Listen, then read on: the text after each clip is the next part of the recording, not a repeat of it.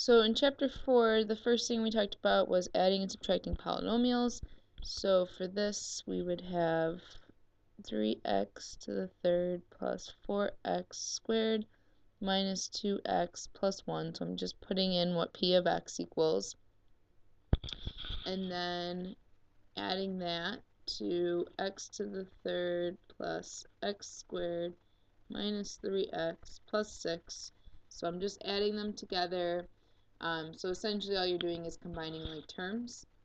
So if you want, you can rearrange your like terms so they're grouped together. So I have 3x to the third and x to the third. So I'm going to regroup those.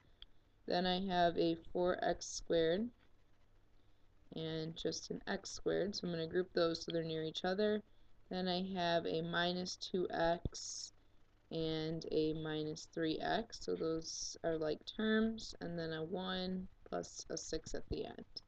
So now your like terms are near each other, so keep the x to the third and add the numbers in front. So 3 plus 1 gives me 4. For this one, keep the x squared, add the numbers in front, so I would have 5x squared. And here, keep the x, add or subtract the numbers in front, so I have minus 5x. And at the end, you're going to have plus 7. So that would be it for this one. That's as far as you can go. So you're just combining like terms. Now, when you're subtracting for the next one, there's more to it, because instead of just writing it out without parentheses, I have to first put my piece that I'm subtracting all in parentheses so that I remember to subtract off each individual part in the polynomial r of x. So I'm going to have the first polynomial, p of x, so 3x to the third, 4x squared minus 2x plus 1, minus the entire x to the third plus x squared minus 3x plus 6. And then I have to remember to distribute this minus first. So I'm just going to rewrite it with that minus distributed through. So minus x to the third minus x squared plus 3x, negative times negative gives me the positive, and then minus 6. So then from there, you can regroup to combine your like terms. So combine things that are alike. So I have my x squared, then I have my x, then my numbers, plus 1 minus 6. So now my like terms are near each other, so again, same process, everything with the x and the exponent stays the same, just change the numbers in front, the coefficients, so subtract it, 3 minus 1 gives me 2, x to the third, then I'm going to have 3x squared, then I'm going to have 3x minus 2 is going to give me just an x left, and then I'm going to have minus 5 at the end there. So you don't have to do this step here where you regroup. It's just sometimes it's easier so that you don't miss anything. The next one's multiplying, so we've been doing this a lot in the last couple chapters, so just FOIL it out. Or think of it as you're distributing through each piece. So 3 times x gives me 3x squared. Then I have to multiply the 3x by the next piece, so I get plus 6x. Then you have the negative 5 has to go into each piece, so negative 5 times x gives me minus 5x. Then negative 5 times 2 gives me minus 10. Combine any like terms you have, so the middle terms are like terms. So I have 3x squared plus x minus 10. So that's it for that one. Now remember too, for these, if you would rather use the box method, you can. So if you'd rather set up a box where you have 3x minus 5x plus 2, and then multiply the individual pieces, so this would give me 3x squared, 2 times 3 gives me 6x, Negative 5 times x gives me negative 5x. Negative 5 times 2 gives me minus 10. So you can do that and then end up just adding all of those pieces together.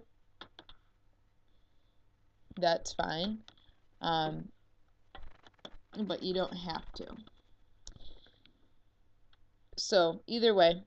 So then for the next one, now you have a binomial times a trinomial. So this one, you can think of it as 4x getting multiplied to each piece, then 2 getting multiplied to each piece. This one is where I would really recommend doing that box method. I just think it's a little bit easier. So the box method, we have the 4x plus 2 over here.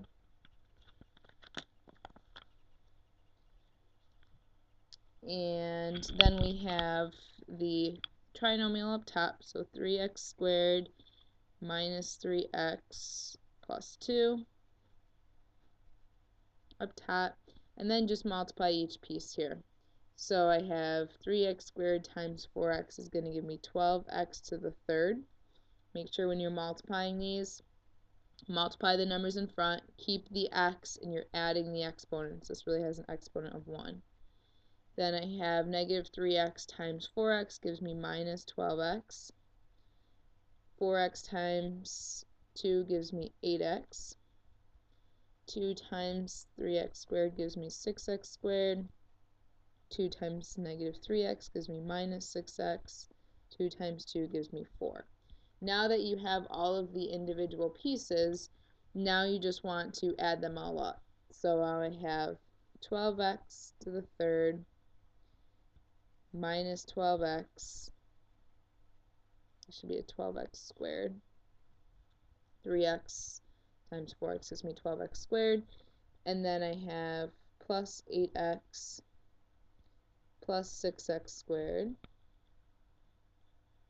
minus 6x plus 4.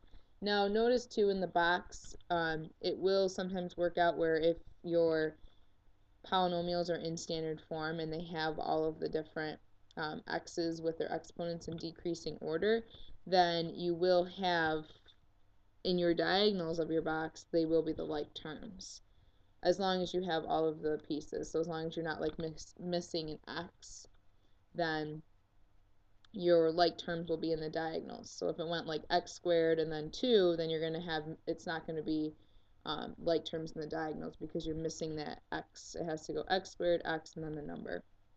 So in decreasing order.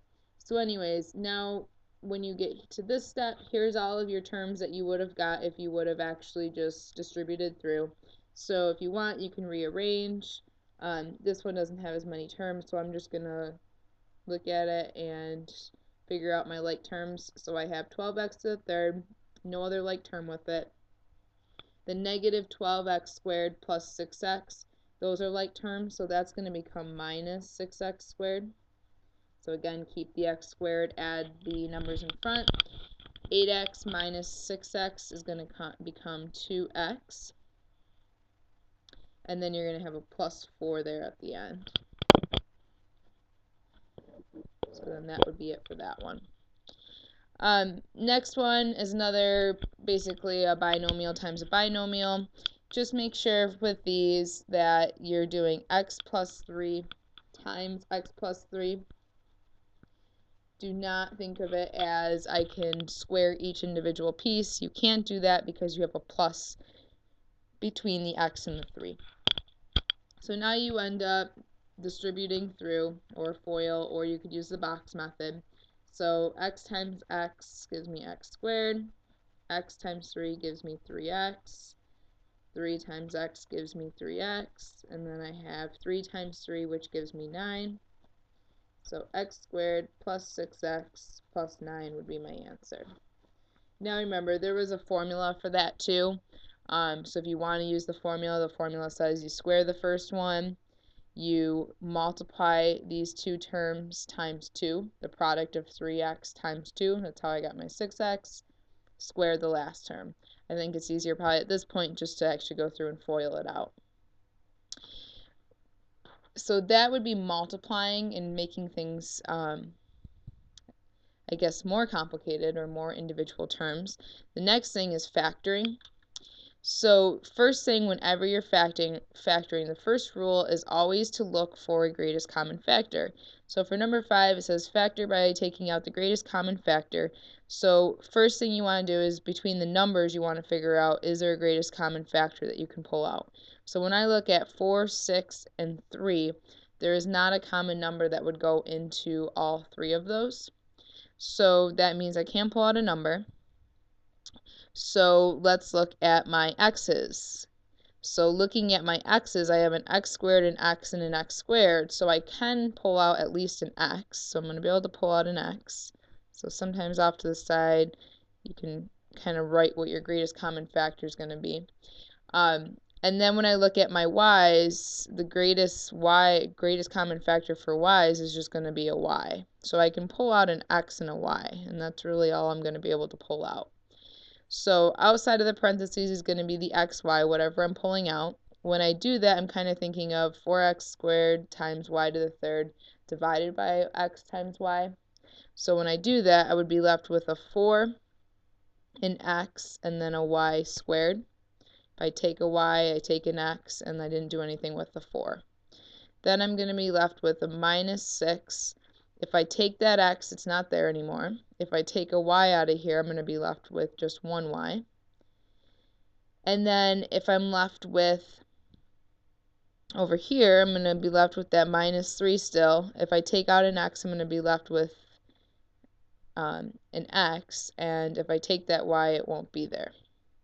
So this is what you would have. So this would be factoring by taking out the greatest common factor. So that's really all you can do for this one.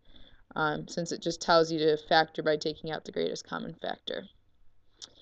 The next one you want to factor, so all of these next few problems here are really dealing with factoring.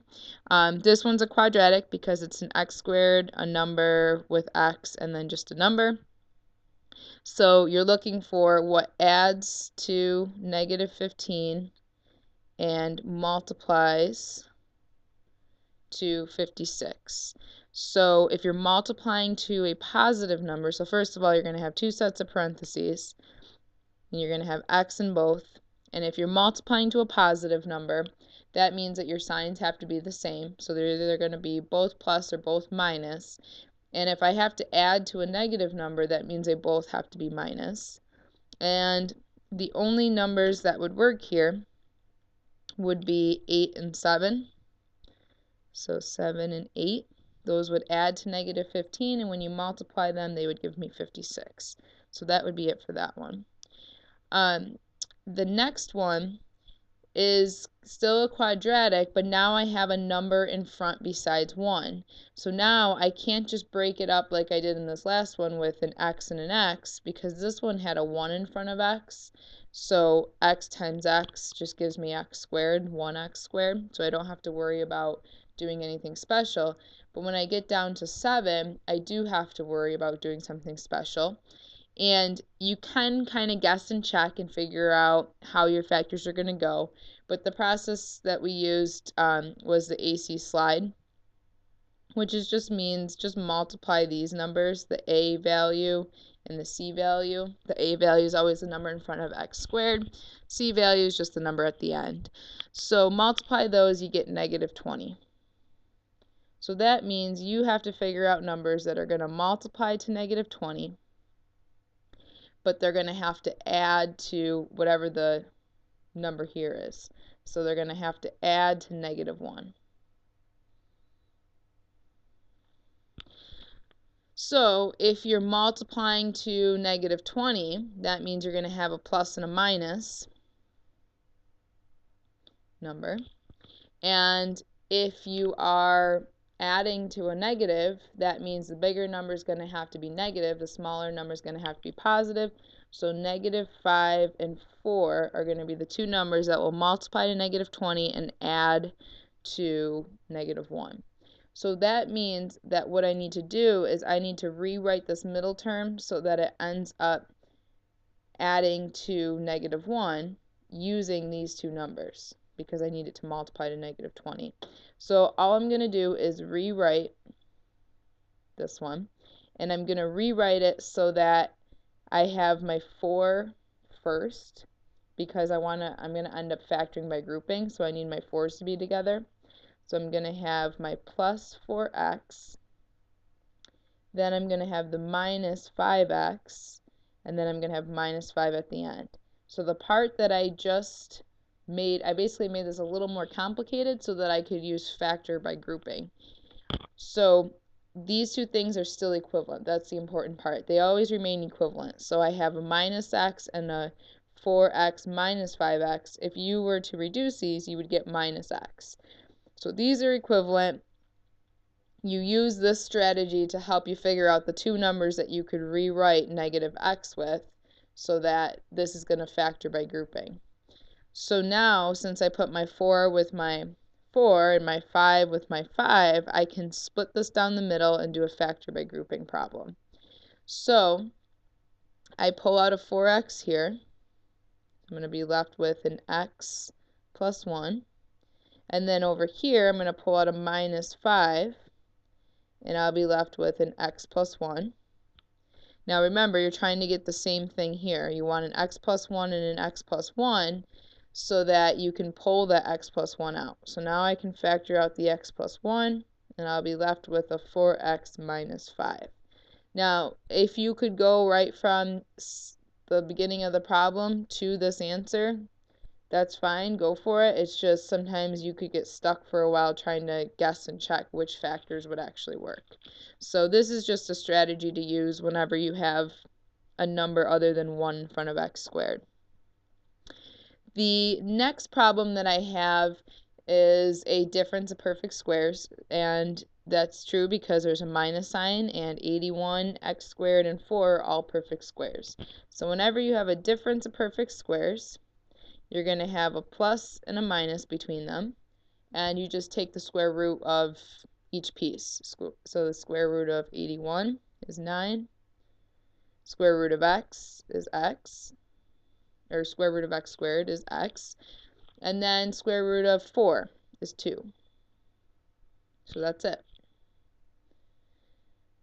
The next one, you look at it. Again, when you're looking at these, I'm always looking first, can I pull a greatest common factor out? Because if you can do that, then you want to do that. That just makes things easier. So when I look at this next one here, I can't pull out a greatest common factor, but the form looks very familiar to these quadratics. It's in the same form as 6 and 7. The only difference is, instead of having an x to the second, an x and a number, I have an x to the fourth, an x squared, and a number, which really isn't that big of a deal. The only difference is, instead of breaking it up as x and x, I'm going to break it up as x squared and x squared, so that I still keep that middle term of x squared.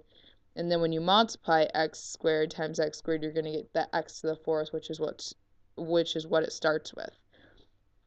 So for that one, it's really like a quadratic. You treat it like a quadratic, so you're looking for what adds to negative 9 and multiplies to 18. And the only difference is, instead of just doing an x and x out in front, you have to use an x squared. So it always has to be that this middle term is half of the first term in terms of the exponents in order for it to be a quadratic. Then you have to have a number at the end. So now I'm looking for multiplying to a positive number, positive 18, adding to a negative number. So if you're multiplying to a positive number, you're going to have the same sign, and in this case they're going to both have to be negative if I'm adding to a negative number. So multiplying to 18 would be 3 and 6 would work. Those would then add to negative 9. So then that would be it for that one. Now, if you get to this stage and one of these turns out to be a difference of perfect squares, like an x squared minus 9, then you would want to break it up further. But since neither of these are perfect squares, you can just leave it as is. So then, going on to the next one. The next one, you have a difference of perfect cubes. So these are all perfect cubes. So for this one, there's a formula that you need to know. And the formula or the process, I guess you don't really have to know the formula, but the process is, first step you're going to do is you're going to take the cube root of each piece. So the cubed root of each piece, cubed root of 64 is 4. Cubed root of a to the third is a. And the cube root of 27 is going to be 3. So that's the first piece. Just keep the same format of this. You just have the two terms. You're just taking the cube root of each piece. The next step is to square the first term, the entire first term. So this is going to become 16a squared. Change the sign, so it's going to become plus in this case. Multiply these two, so you're going to have 12a. And then add, you're always addition here, and then 9 from 3 squared, so you square the last one. So you're always going to have, this sign's always going to be addition, these two signs are always going to be opposite. This one is whatever you start with, this one is the opposite of whatever you started with. Remember, sum of perfect cubes also works, so it's difference and sum of perfect cubes has a formula. And then if you can take this one further, you can. In this case, I'm just going to go ahead and leave that. But if this was factorable, you'd want to make sure that you factor it. For number 11, this has 4 terms. You look for a greatest common factor to start. I see some common factors, but I don't see a common factor for the entire thing. So that means you want to see if you can break this up into separate pieces. So you want to do this one as factor by grouping. So split it down the middle. In this first section, I could pull out an x, and I'd be left with an a plus b. In the second section, I could pull out a minus y. And by pulling out a minus y, that's going to leave me with an a plus b. And remember, we always want the same piece here. So I'm going to have an a plus b when I factor that out of both pieces. When I factor out an a plus b, I'm left with an x and then a minus y. And then that would be it for that one. So then the next thing is solving. So solving equations with, quadratics or higher powers of x. And the reason why we had to save these is because we have to factor these. So looking at this first one, as soon as you see an x squared, that means you have to factor. So if I have to factor, I have to have 0 on one side. So the first thing I need to do is rewrite this so that I have 0 on one side of my equation. So subtract 12 from both sides. Now I know I have to factor. So this has a number in front of x squared other than 1. So that means that you're going to have to either figure, guess and check the different factors, or do that method where you multiply these two numbers. I get negative 24. So that means I need to multiply to negative 24 and add to negative 5. You always have to add to that middle number. So if you're multiplying to a negative, that means you're going to have one positive number and one negative number. If you're multiplying to a negative, the bigger number is going to have to be the negative number, and I have to add to negative 5. That's how I know the bigger number has to be the negative. So 8 and positive 3 would work. Those would multiply to negative 24, but then add to 5. So that means I need to rewrite my middle term of negative 5x using positive 3 and negative 8x. So you want to make sure that how you group these, you group them so that you're going to be able to end up factoring by grouping. So I'm going to write the negative 8x first because I know 2 and 8 are going to have a greatest common factor.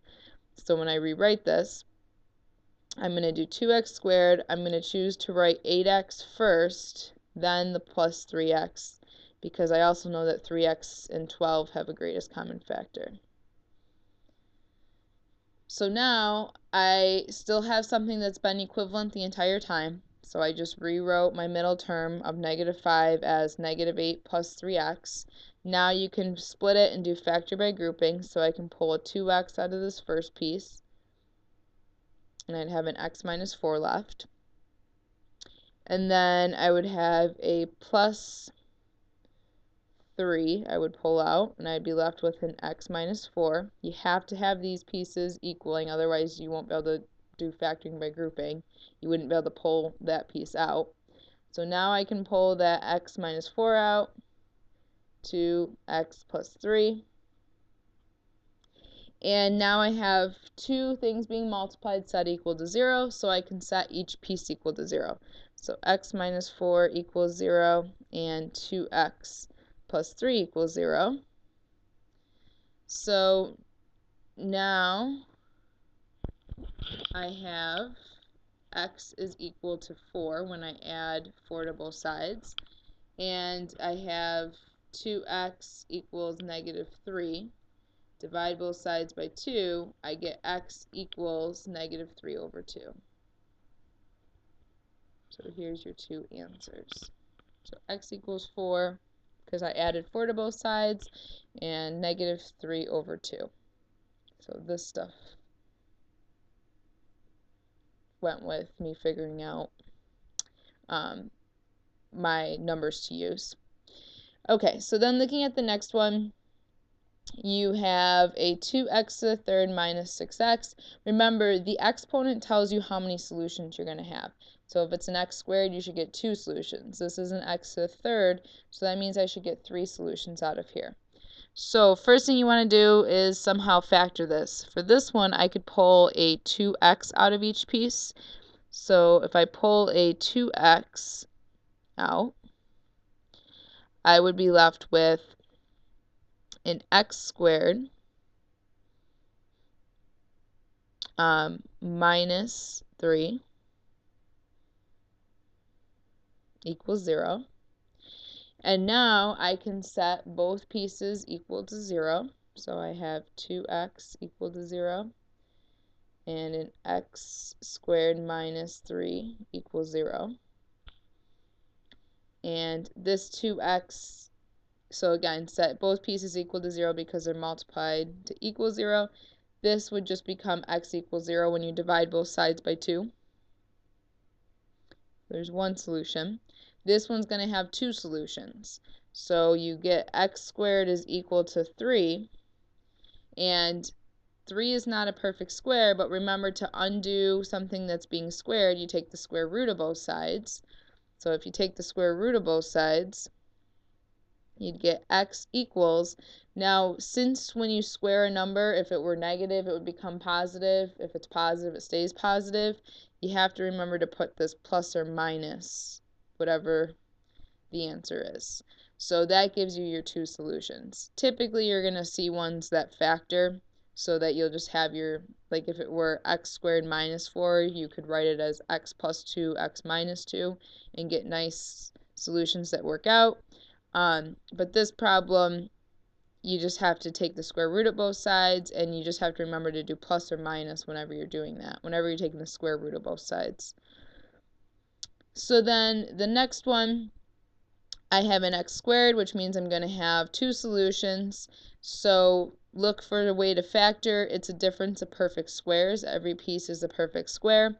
So I'm going to end up with 2 sets of parentheses, plus or minus between them if it's a difference of perfect squares, square root each piece. So I'm going to have 2x when I square root 4x squared, and then I'm going to have 3 when I square root 9. So then you can set each piece equal to 0 once it's a product equal to 0. And then now solve each of those for x. So this one's going to be 2x equals -3. This one's going to be 2x equals +3 when I add 3 to both sides.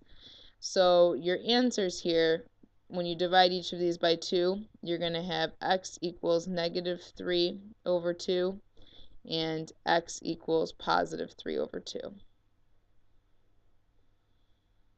So there's your solutions. then I go to this next one here. The next one is a quadratic. It's still in the quadratic form, I guess I should say. So you have an x to the fourth, an x squared, and a number. So break this up. So instead of just having x's, you're going to have x squared here. You're multiplying to a negative, so one positive sign, one negative sign. And you're adding to a positive 2. So you're trying to add to 2 and multiply to get negative 8.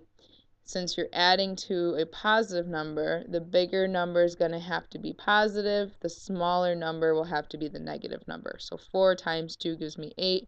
4 times negative 2 gives me negative 8, and it adds to positive 2. So now you can set each piece equal to 0. And again, these don't factor further, but you're expecting to get 4 solutions since it's a degree 4 polynomial. The highest exponent is 4. So that means when you solve these, you're going to end up with x squared equals negative 4, x squared equals 2.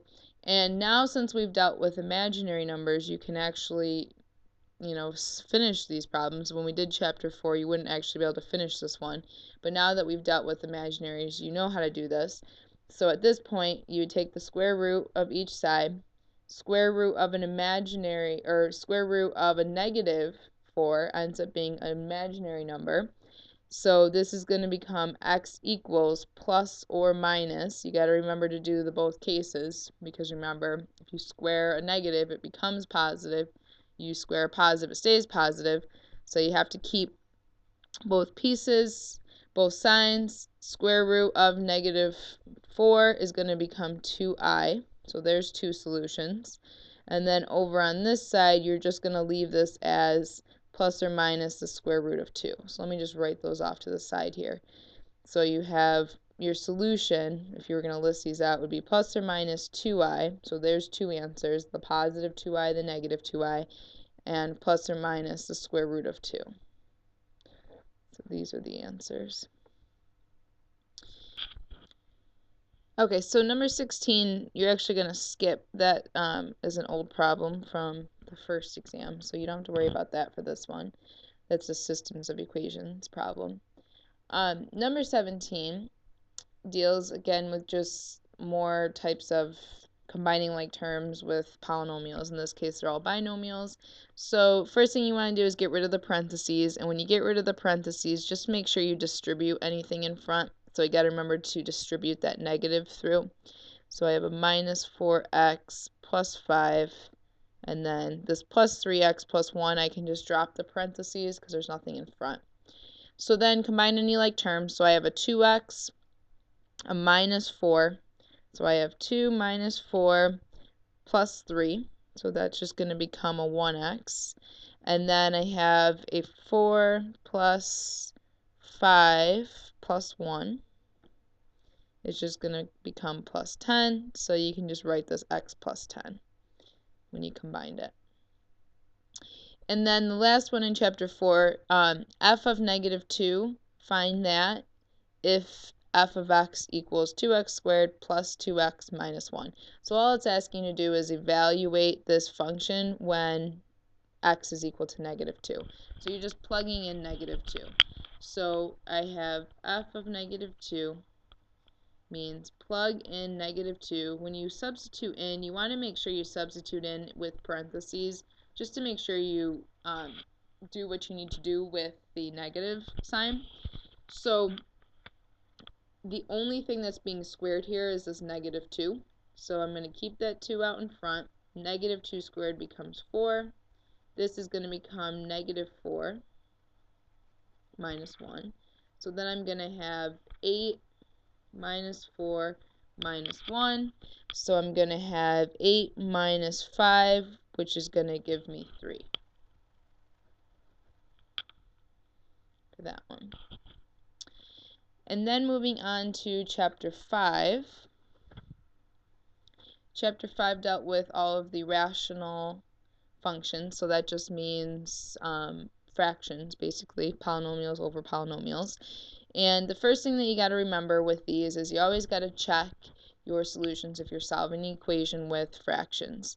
And the reason is because you can't have 0 in the denominator. So if it asks you to find the domain, that means that you're needing to find the x values such that the denominator equals 0. So essentially what you want to do is just set this denominator not equal to 0 because you don't want it to equal 0. So if I say that denominator cannot equal 0, I have to find the x values that make this statement true. So it's an x squared, I have to factor.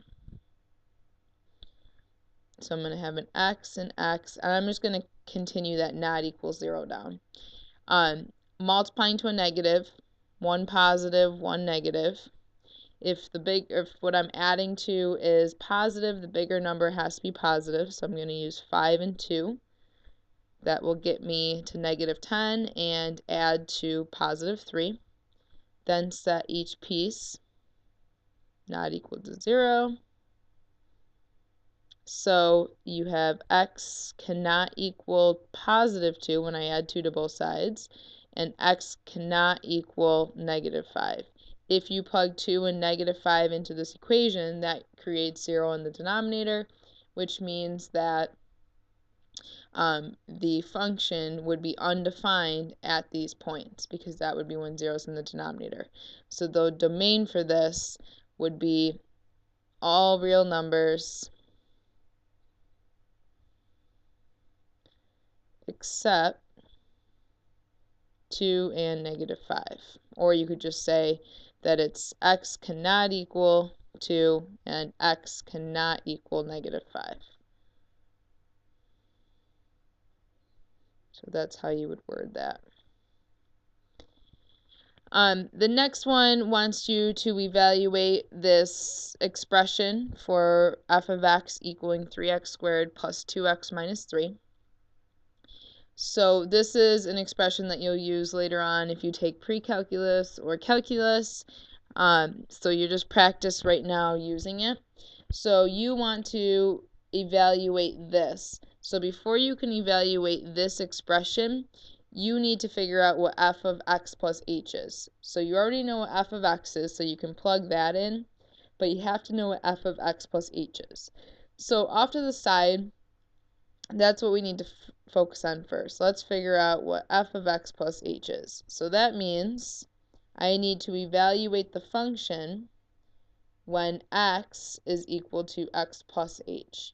So wherever I have an x in my original, I'm going to replace it with an x plus h. So instead of an x, it's going to be x plus h. And then instead of an x here, it's going to be x plus h. And then minus 3. And then at this stage, you're going to have 3. You would actually FOIL this stuff out as x plus h times x plus h. This is going to become 2x plus 2h minus 3. And then you're going to have, I'm just going to kind of skip some steps here. This is going to end up being x squared plus 2xh plus h squared. And then carry everything else on. And then distribute that 3 through. So this gets kind of messy. You really want to make sure that you're being careful about all of these steps, and then combine any like terms, because then we have to take this and plug it back into the original. So I'm looking to combine any like terms that I have, and unfortunately I'm not seeing any like terms. So I'm going to take this as is, and now I'm going to evaluate that expression. So now I'm going to take this and I'm going to plug in my f of x plus h that I just found. So the first thing is going to be to copy down that whole long piece. So I'm just copying that down. And then off of that, I'm subtracting f of x. So So you're subtracting f of x, which means you're subtracting off each piece from f of x. So I'm going to subtract off 3x. I'm going to subtract off the 2x. So I'm essentially distributing that negative through. And if I'm subtracting off a positive 3 or a minus 3, it's going to become positive 3. So that's my entire numerator. All of this is over h. So this whole first section is f of x plus h. This last 3 terms here is f of x. And I made sure that I subtracted out each piece from f of x. Now you're trying to get things to cancel. So you want to look for things that cancel. So right away I'm seeing this minus 3 and that plus 3, minus 2x and plus 2x, minus 3x squared and plus 3x squared. And now I have things with h's left. So let me just rewrite what I'm left with. So on top I have a 6xh plus 3h squared plus 2h all over h. And now, since I have an h in the bottom and all of these have an h in them, I can take out an h. I can factor out an h. And remember, because these terms are using addition, you have to make sure that you take this h out of each individual piece. So then you're left with a 6x plus 3h plus 2. And that's as far as you can go with it. That would be it. So you can just leave it like that. Now it doesn't matter the order that you write your 6x plus 3h plus 2. You can write it in any order because it's all addition. The next one we have a fraction expression where we are subtracting.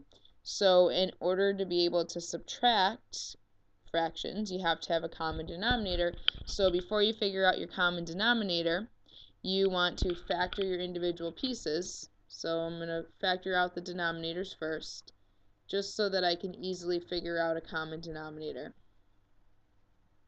So I have the first piece where I can pull out a 2, so I'm left with x plus 5. This other piece here, I have an x squared minus 25, difference of perfect squares, so I have an x plus 5, x minus 5. So I need to figure out my common denominator, so my LCD is going to be the least common denominator. So looking at each piece, you got to make sure that you include every part. So I have to include a 2 since it's over here.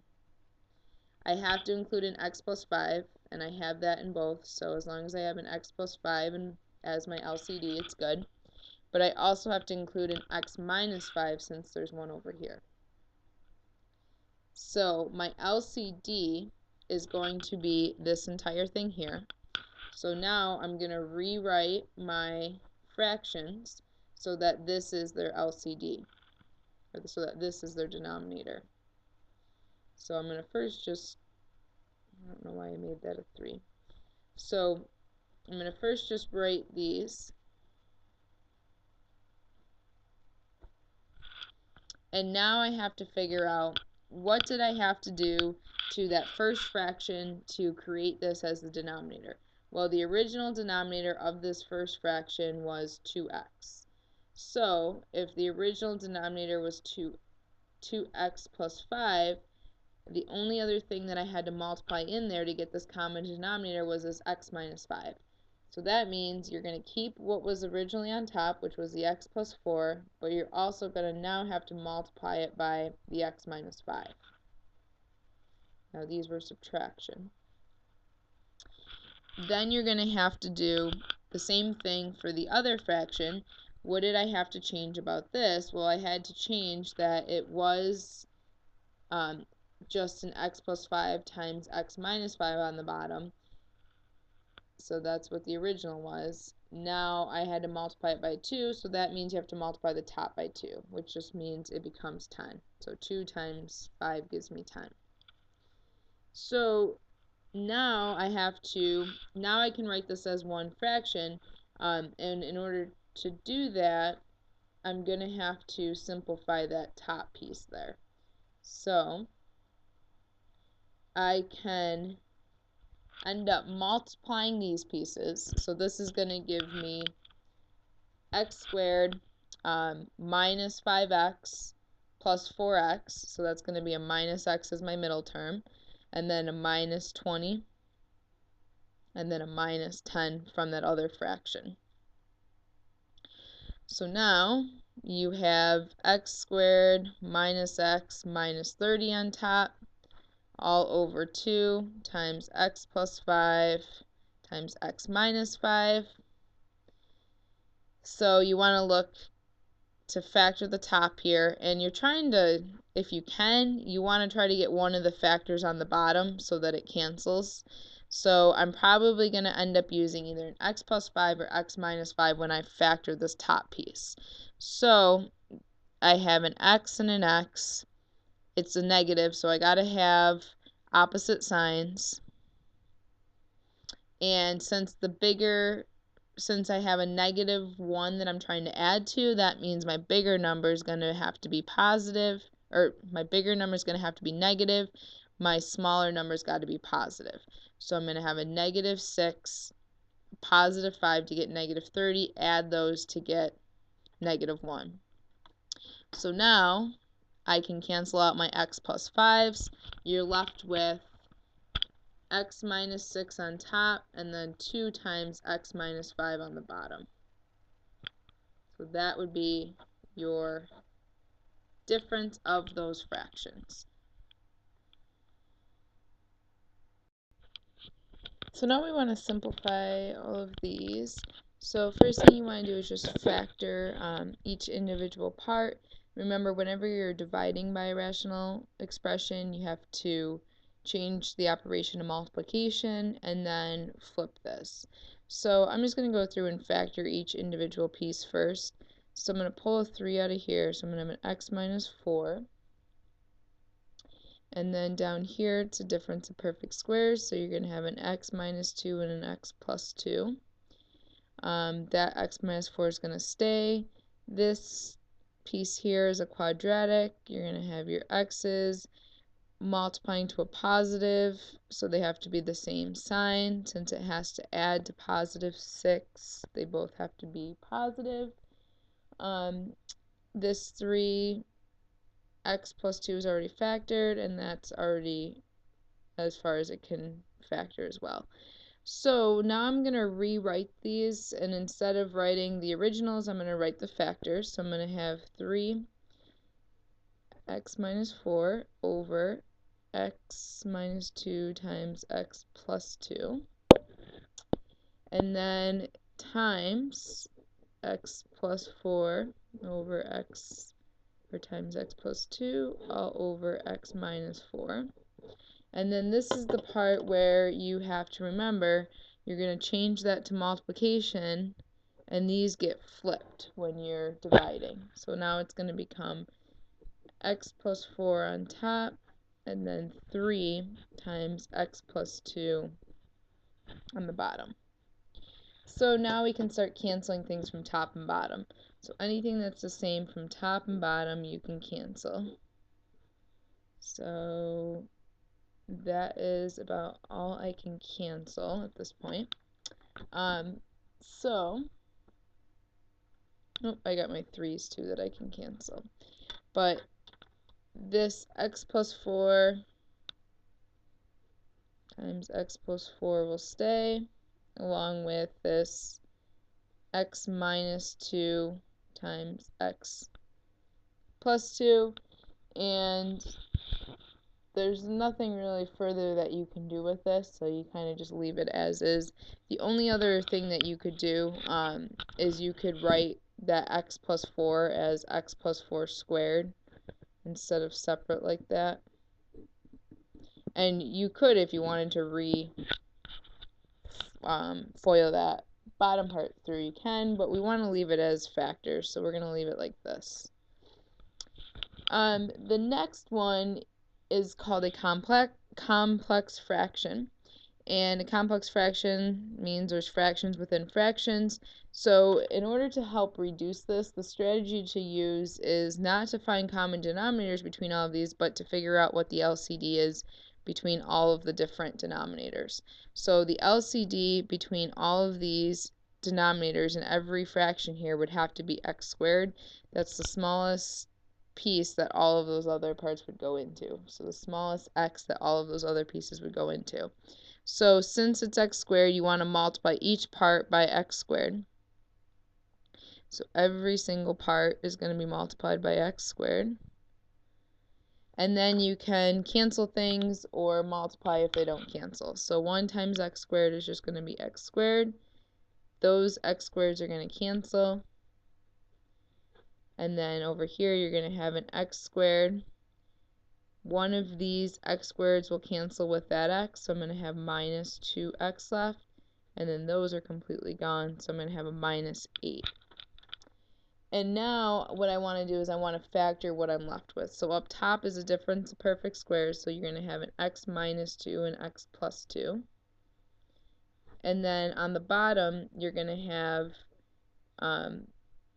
your quadratic factoring. You're going to have opposite signs because you're multiplying to a negative. Bigger number has to be negative since you're adding to a negative number. So negative 4 and positive 2 would give me, multiply to negative 8, add to negative 2. So now I can cancel out my x plus 2's, and I would be left with x minus 2 over x minus 4. That's it for that one. The next one, now we have an equation, solving for an equation. The strategy again to use is if you can multiply by everything by the LCD, that's one way of going. That's usually the easiest way. However, if you have a situation like this one down here where you could cross multiply, that is another method that you could use. So since you have a fraction set equal to a fraction, you can actually just go ahead and cross multiply. I still think in this case it's going to be easier to actually multiply both pieces by the LCD, just because I think it's going to cancel some things out that we won't have to worry about. So the LCD for this, let's first factor this out. So let's factor out this x plus 2. This is going to be x minus 2. So that means that the LCD is going to have to be x plus 2 and x minus 2. So then you want to multiply each piece by that. So I'm going to multiply this side. I'm going to use this. So I'm going to use x plus 2 times x minus 2. And then over here I'm going to do x plus 2 times x minus 2. So anything from top and bottom you can cancel, so those are going to cross out. I'm going to have these gone as well. So this whole denominator is gone. So on this side I'm going to have 2x minus 2 and then equal to 3x.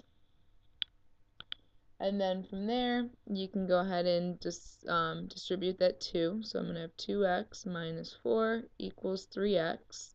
Subtract your 2x from both sides. I have negative 4 equals x. So then what you need to do is you need to make sure you check your solution. So if I plug negative 4 in, will it create 0 in the denominator? So plug in negative 4. And when I do this, I already see that it's going to create 0 in the denominator, which means that it's going to become undefined. So I'm going to have 2 over negative 2, and over here I'm going to have negative 12 over 0, and since it's undefined, that means that you're not going to have a solution. So this is like saying it's not equal. You get something that's undefined. As soon as you know that you have something that's undefined, well, if you're done, you know that this can't be a solution. The other thing is, too, if you actually finish this check, you would get negative 1 equals undefined, which is not true. So however you want to look at it, you have no solution for this. So that would be the answer to that. The next one that you have is same process. It's just for this one, you can't just look at this and automatically cross multiply. So the last one I could because it was a fraction equal to a fraction. This one you have to either get a common denominator and combine those into one big fraction and then cross multiply, which will take much longer and it's much more complicated. The easiest way is to figure out your factors and just go ahead and multiply out by the LCD. So first thing I'm going to do is figure out my factors for this. This is just going to be difference of perfect squares, x plus 1, x minus 1. So I want to figure out my LCD. So my LCD is going to be just x plus 1, x minus 1. That's the smallest that all of these go into. So I have to include x minus 1, I have to include x plus 1, and I have to include both of those. So I can just say x plus 1 and x minus 1 is my LCD. So that means you're going to multiply each piece by that. So whatever the LCD is, multiply each piece by that. And then you're going to look for things on top and bottom that cancel. So I'm going to have this x minus 1 and this x minus 1, x plus 1, x plus 1, and this entire denominator is gone. So I'm going to have a 1 times x plus 1 minus a 1 times x minus 1 equals a 3x. Now distribute through, get rid of those parentheses, x plus 1 minus x plus 1 is equal to 3x. Make sure you distribute negative times positive, gives me negative, negative times negative makes it a positive. Now you can combine like terms. You see that these x's cancel, so I have 2 equals 3x.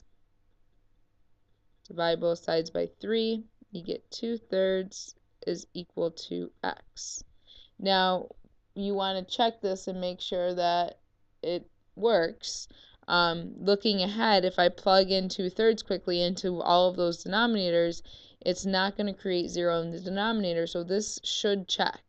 So let's actually go ahead and check it just to make sure.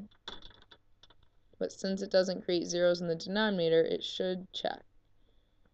So I have 1 over 2/3 minus 1 and minus 1 over 2/3 plus 1 equals 3 times 2/3 over 2/3 squared minus 1. So when I do 2/3 minus 1, you can kind of think of that as saying 2/3 minus 3 over 3. So if this were a 3 over 3, to get my common denominator, this would be 1 over negative 1/3 minus 1 over, again, if you want to think of this 1 as a 3 over 3 so that it's a common denominator, 1 you can represent as the same number over the same number, so that would be 5/3. This is going to cancel, these 3's will cancel, so you'll have 2 on top, and then when you square that, you're going to have 4 over 9 minus 1. And then 1 over a fraction, you just end up flipping it. 1 divided by a fraction, remember 1 times the flip of this, or the reciprocal of that.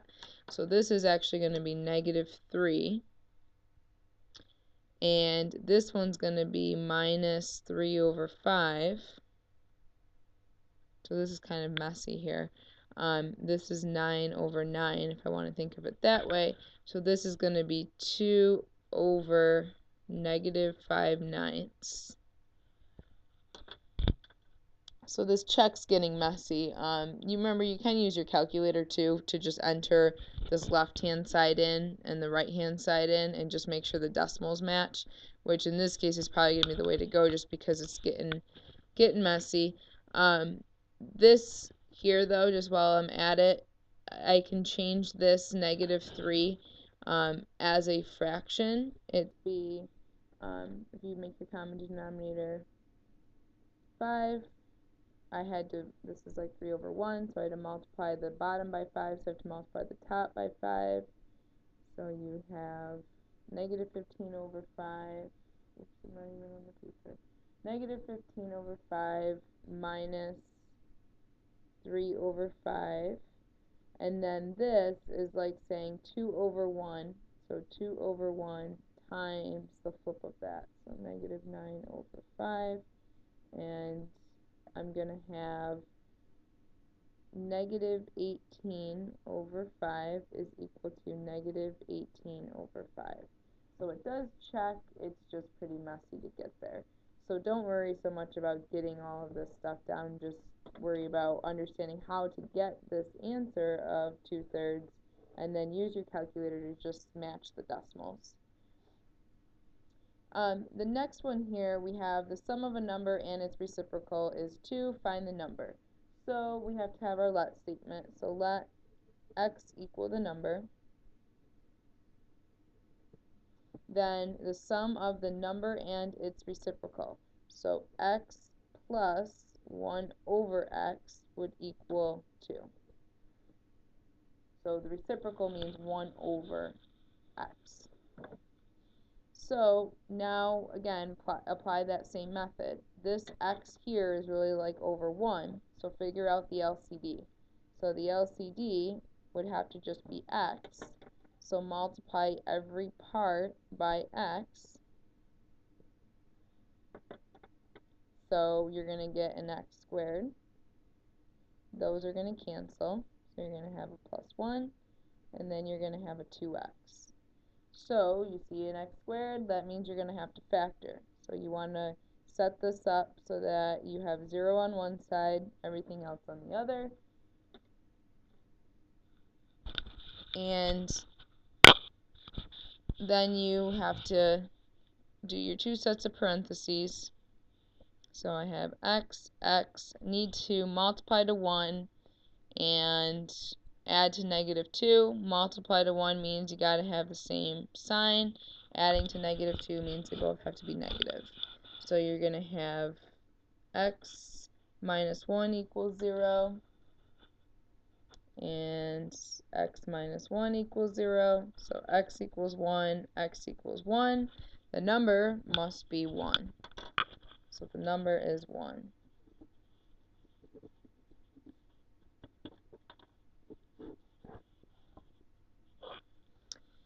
The next one is using long division. So you're going to use long division, so set it up like you did with regular division. So I'm going to have x minus 3 and x squared minus 5x plus 8.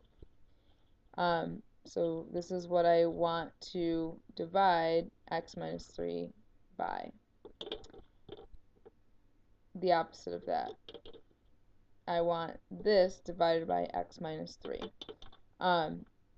So I compare my first two numbers.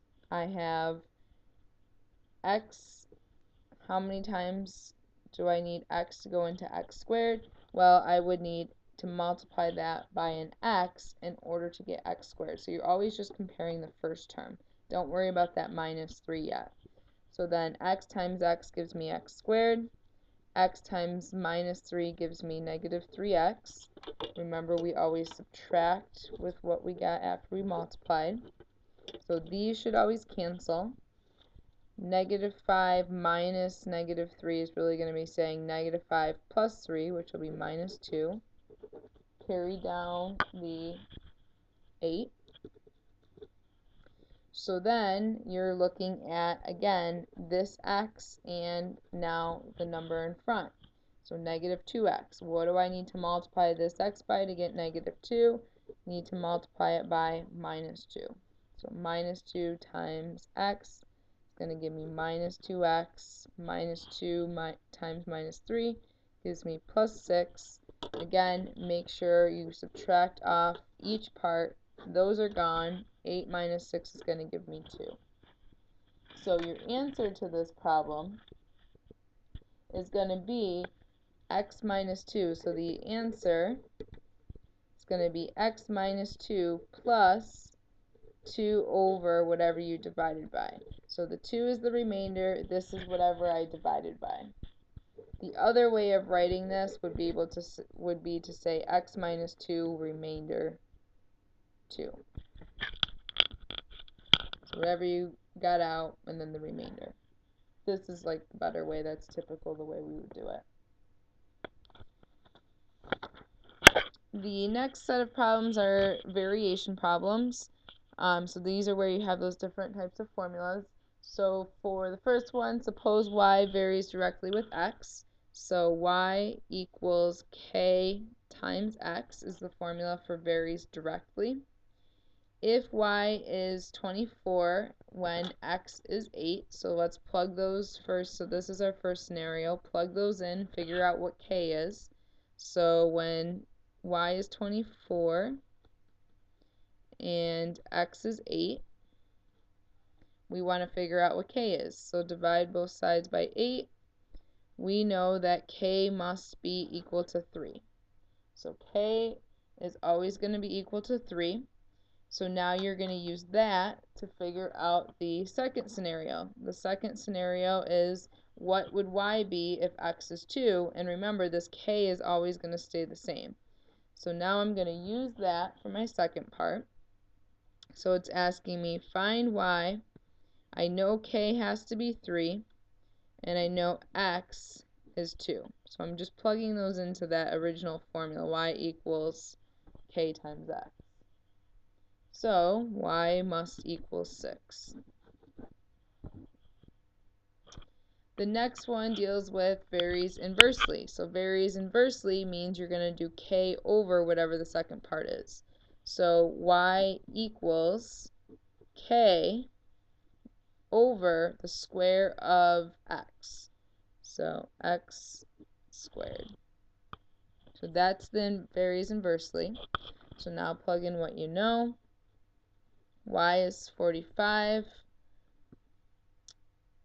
and x is 3. So I have 45 equals k over 9. You can put this 45 over 1 and cross multiply. You have a fraction equal to a fraction. So 45 times 9 will give me 405. So k is equal to 405.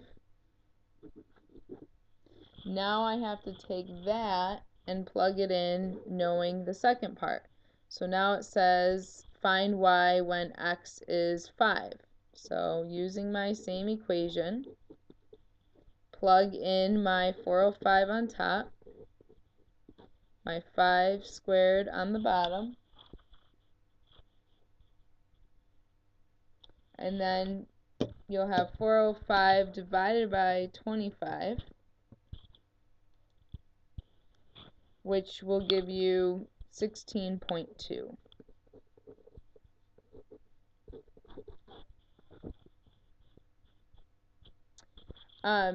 Number 30, suppose y varies jointly with x squared and the square of z.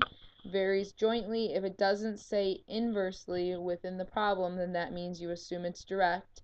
So varies jointly means you're going to have two variables. So y varies jointly, so I'm going to have k times x and then the square of z, so z squared. So there's your initial formula. Same process, first scenario, plug in everything to figure out k. So I know y is 81. K I don't know, that's what I'm trying to find. X is 2. Z is 9. So then we're going to have to simplify this. So I'm going to have 81 equals k times 2 times 81. So 2 times 81. So I have 81 equals 162k. Divide everything by 162. And 81 divided by 162 is just going to give me a half. So the quicker way of getting there, you can kind of tell right here you have an 81 on both sides, so those kind of cancel each other out. So you really have a 1 over here, and you would divide both sides by 2, so you get 1/2. But you could do it this way if you didn't catch that at the beginning. So I get 1/2 equals k. So now that I know what k is, now you plug in k and you plug in the other two variables to figure out the third one. So it says find y when you know x is 4 and z is 4. So I'm just going to rewrite this formula here, and I'm going to take my k and plug it in. So I want to find y. I know k is 1/2. They say x is 4 and z is 4 also. So now just simplify it. 1/2 times 4 will give me 2. 2 times 16 will give me 32. The answer for this would just be 32. Chapter 6 deals with all of the different rational exponents. Rational exponents means fractions as exponents, which means roots. So chapter 6 is all about the roots. So for chapter 6, you have a lot of the exponent properties that you need to remember. So for 31, these are just going through some of those exponent properties. So first thing, whenever you have the numbers are just going to get multiplied or do whatever the operation is. So 6 times 2 gives me 12. When I'm looking at any of the variables, they have to have the same base. And if they have the same base, you keep the base and you add the exponents. So b, keep the base, add the exponents. So that would be it for that first one. This one, everything's being raised to the 4th, and since the operation between all of these is multiplication, you can really just treat this as raising each piece to the 4th power. So 3 to the 4th will give me 81. When you're raising an exponent to a power, you keep the base and you multiply the exponents. So that's the rule for that. So I'd have a to the 20 and b to the 16. This one, anything raised to the 0 power is just going to equal 1. So the 2 is out in front, and this entire thing that's being raised to the 0, this is another exponent rule, is just going to come to 1. So anything raised to the 0 power is 1, even if there's an x in there. So 2 times 1 is just going to give me 2. So I'm just keeping that number in front, and the reason why I know this number in front isn't included in being raised to the 0 is because it's outside of parentheses. So the only thing that's raised to the 0 is the stuff right in the parentheses. The next one we have division. So the numbers we're just going to go ahead and divide as we would. So 18 divided by 6 is going to give me 3. For the x's, I'm going to keep the base.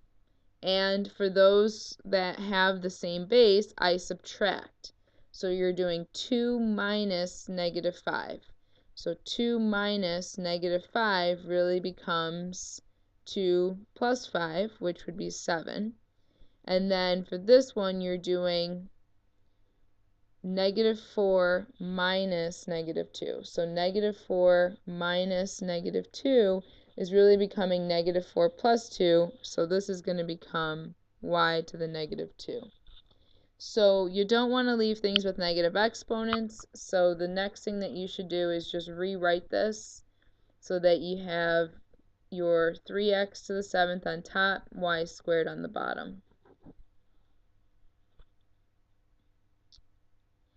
And then the next one, same rules, it's just a little more complicated because now you're dealing with fractions. So the same rules apply as long as you have the same base and you are dividing. You keep the base and you're going to subtract the exponents. So I'm just going to show the subtraction since it's with fractions. So 5 over 6 minus 2 over 3 is what I'm subtracting. In order to subtract those, you got to have a common denominator. 6 can be my common denominator because 3 goes into 6. So I just need to convert the second fraction so that it has a denominator of 6. So in order to make this have a denominator of 6, I had to multiply 3 by 2, which means I have to multiply the top by 2. So that gives me 4. So then I have x to the 1/6. When you subtract those. Remember, when you subtract fractions, keep the denominator, subtract the numbers up top. And also a good check is when you have to convert things to common denominators, make sure that this reduces back to where you started. Next problem, I have all of this being raised to the 1/2. Remember, all of these fraction exponents are really just roots. So to the 1/2, the denominator is the root, the bottom of the fraction is the root, and the top is the power. So this means it's a second root, so it's the square root. So you can rewrite it as the square root of 49 over 36, and whenever you have a fraction, you can just take the square root of the top and the square root of the bottom. So the square root of 49 is 7, square root of 36 is 6. So your answer would just be 7 over 6. Number 37 wants you to rewrite with a rational exponent, meaning as a fraction exponent. So rational exponent means as a fraction. So first thing, you know that you're going to have negatives. But before I deal with the negative because it's in the denominator, let's just figure out what the fraction would be. So the root, so this is going to be an x. The root is always on the bottom. So this is the root, the fourth root. And the power is always on top. So this would be 1 over x to the 3/4. And since it's 1 over, to shorten this up, it would just be x to the negative 3/4. So remember, negative exponents move things from top to bottom, depending on where they originally start. The next one is just dealing with simplifying. So simplifying a cubed root, first we want to pull out the perfect cubes, and then we'll have the non-perfect cubes.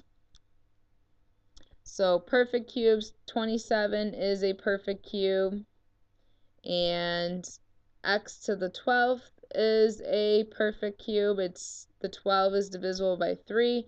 It looks like this entire thing is going to be a perfect cube. Y to the 21st is also a perfect cube, so you didn't really need to break this up. But remember, this is what you would normally do. You would break it up into perfect cubes, non-perfect cubes. The non-perfect cube stuff wouldn't reduce, and this stuff all would. Now, I know that these belong here because they have exponents that are divisible by 3.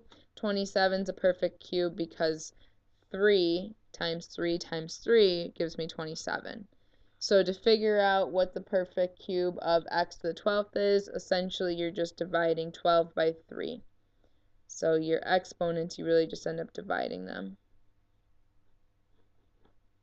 So I didn't need this section here, but that's the process that you would do. So then for 39, these are adding and subtracting radical problems. In order to add and subtract radicals, remember you want to think of them as like adding or subtracting variables. You got to have like terms. So before I can add or subtract these, I have to have like radicals. This radical and this radical both have perfect squares. Radical 3 cannot be reduced. So my goal here is if I can get a radical 3, somehow when I reduce these, that's going to allow me to combine my like terms. So that's kind of my hint, is to try to get a radical 3. So remember, 4 is being multiplied by radical 75, so I'm going to have 4 out in front. I'm going to have my perfect square, non-perfect square for each of these. So perfect square, non-perfect square. And then minus 2 radical 3 I can't do anything with. So perfect square in 75 would be 25. 25 times 3. Again, my hint for this is I have a radical 3, so see if I can divide that by 3 and get a perfect square. So when I divide that by 3, I get a perfect square of 4. So then you just have to reduce each part here. So 4 times the square root of 25, that comes down to 5. And then you have your radical 3. Plus 5 times the square root of 4, which is just 2. Radical 3 minus 2 radical 3. So then I have 20 radical 3 plus 10 radical 3 minus 2 radical 3. So now you can combine your like terms. These are all like terms. They all have the same radical. Now you just combine the numbers in front. So you're going to keep the radical 3. 20 plus 10 gives me 30. Subtract 2, I get 28. So 28 radical 3. And if you're not sure with these, you can always type this entire top line in your calculator and get a decimal, and then just type in your final answer and get a decimal. Does 28 radical 3 equal the decimal of the original? And it should, because they should still be the same numbers. They should always be equivalent when you're doing this. The next one is multiplying. So when you multiply, you can just multiply what's underneath the radical.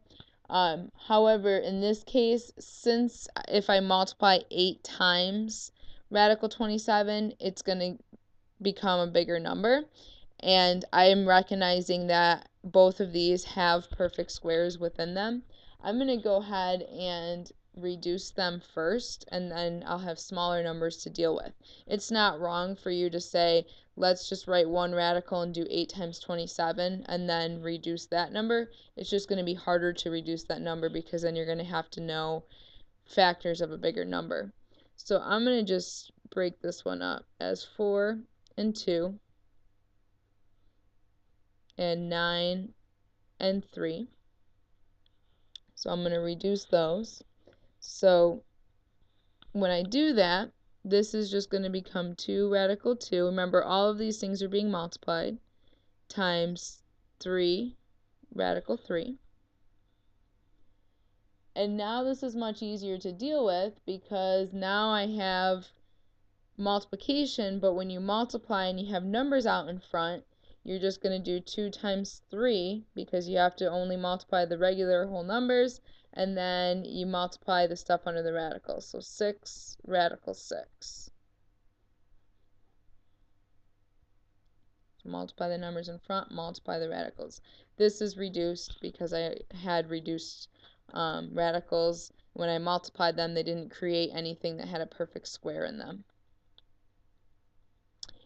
Next section, rationalizing the denominator. So to rationalize, remember, you just want to multiply top and bottom by the radical. So in this one, I just need to multiply top and bottom by the radical 3 to get rid of it. So on top, I'm going to have 5 radical 3. And on bottom, I'm going to have 4 times 3. Remember, radical 3 times radical 3 is like saying radical 9. Take the square root of 9, you get 3. So for this, you're going to have 5 radical 3 on top, and then just 12 on the bottom.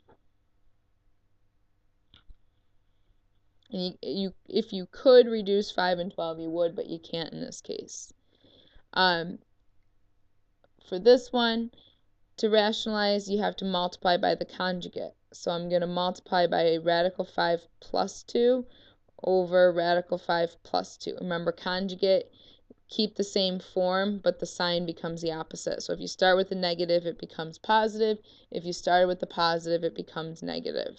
So up top, you have to distribute that 3. So 3 radical 5 plus 6. Down below, you are foiling. So you're going to have radical 5 times radical 5, which will give me 5.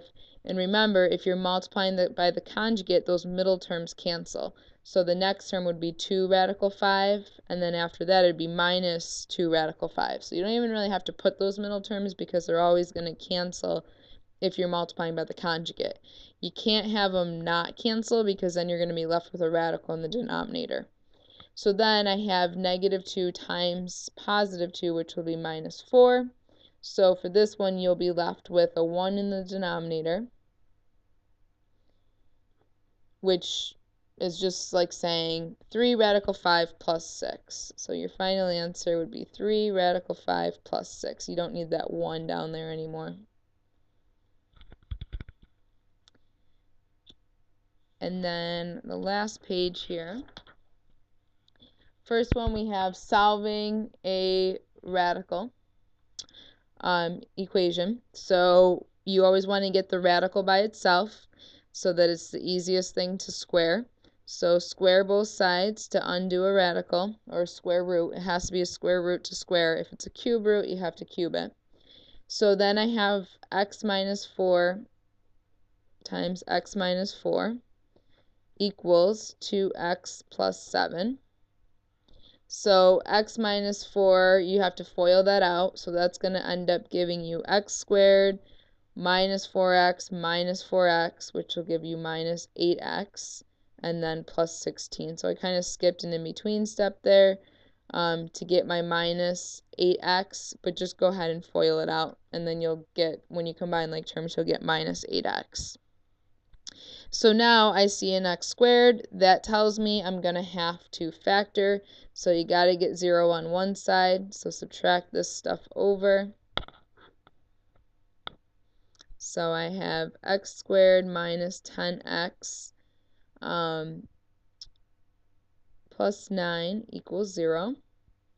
So I'm looking for something with the same sign since I'm multiplying to a positive. And if I'm adding to a negative, that means I have to have them both being negative. So negative 9 and negative 1 would multiply to positive 9 and add to negative 10. So set each of these equal to 0. So I get x equals 9 and x equals 1. And remember, whenever it's a radical, or whenever it's a square root, you have to make sure that you check. Whenever it's an even root, you have to check. So plug in your solution. Let's start with x equals 9. If I plug that in, I have 9 minus 4 equals 2 times 9 plus 7. So I have 5 equals 18 plus 7. So 18 plus 7 gives me 25. So 5 equals the square root of 25. So 5 equals 5. That checks.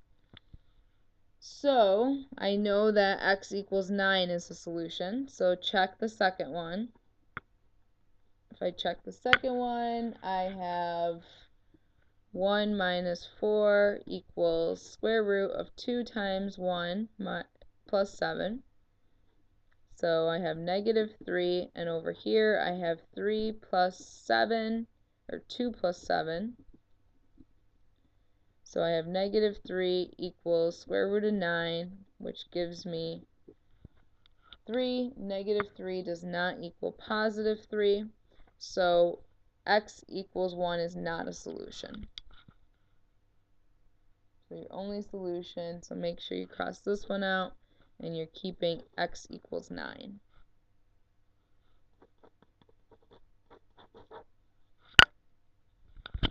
Next section here deals with complex numbers, so the operations with complex numbers. Adding them, you just have to combine the real numbers. So 1 plus 4 gives me 5, and then combine the coefficients of the imaginary. So 2 minus 3 gives me negative I. Negative 1i, which you can just write as negative I. Remember, you want your answer to be in a plus bi form, so that's why I have the 5 first and then the I. The next one is subtraction, so first thing you want to rewrite it, distribute that negative through. So it becomes minus 4, and then negative times negative gives me positive 3. So I have 1 minus 4 gives me negative 3. 2 plus 3 gives me 5. Multiplying these just like any type of FOILing. So 1 times 4 gives me 4. 1 times negative 3i gives me minus 3i. 2 times 4 gives me 8i. And then the last term, minus 6i squared. Now for this, you have to remember that I squared is equal to negative 1. You're never going to be left with an I squared.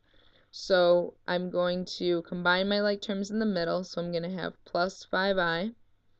And then here, I'm going to substitute in my negative 1. So I get 4 plus 5i plus 6.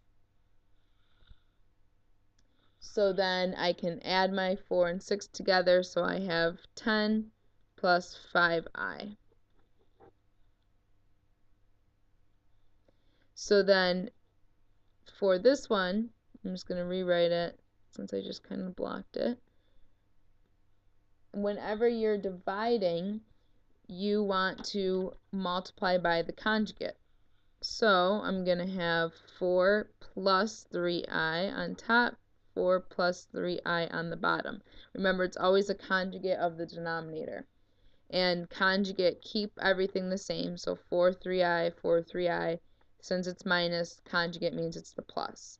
So then you have to FOIL up top and FOIL below. So I have 1 times 4 gives me 4. 1 times 3i gives me 3i. Then I have my middle terms, so I have plus 8i, and then plus 6i squared. This is all over this 16. Remember, the middle terms are going to cancel because it's a conjugate, so you don't really have to put them, but you can if you want. So you have 3i times 4 is going to give me plus 12i minus 4 times 3i, so minus 12i. They're going to cancel. That'll always be the case when you use conjugates. So remember too, there's a formula for this.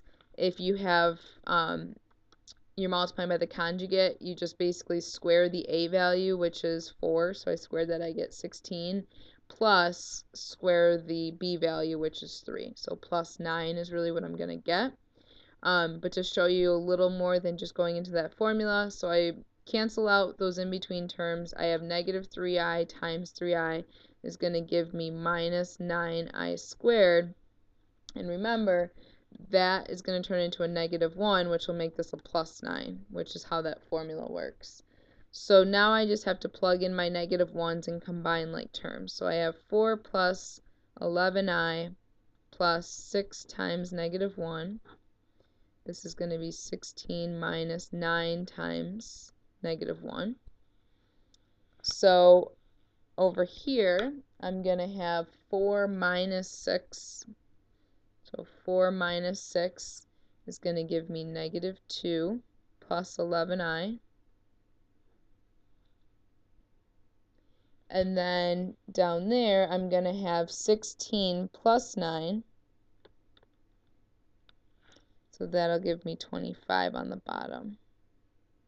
And remember, so that this is an a plus bi form, you should write this as two separate pieces. Minus 2 over 25 plus 11 over 25i.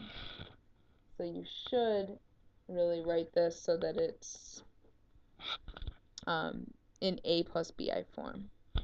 And that's it.